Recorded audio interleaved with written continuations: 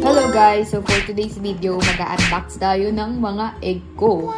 Ang aking mga itlog. So meron tayong anti-D-egg. Sobrang saya ko dahil nakakuha ko ng anti-D-egg. And hindi ko alam kung ano yung makukuha ko dito. And sabi nila, bago lang to. At syempre, saan ko to nakuha? Nakuha ko to sa may Bear Bee. Yes, dun ko to nakuha guys sa may Bear Bee.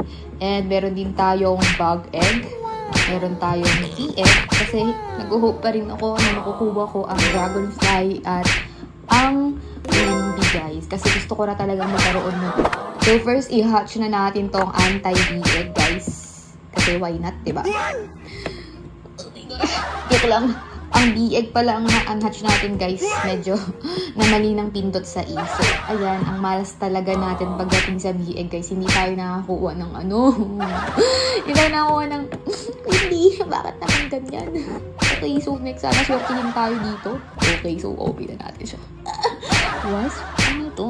Like, oh, it's cute. Like, ganyan pala ang itsura niya guys. Ano to? Like, anong gamit nito guys? So next is yung bag egg talaga. Sana guys, ano? Dragonfly to. Please, dragonfly ka sana. Ay, mantis siya guys. Nabubulol na naman tayo. Don't forget to follow me. Like this video. Like my page.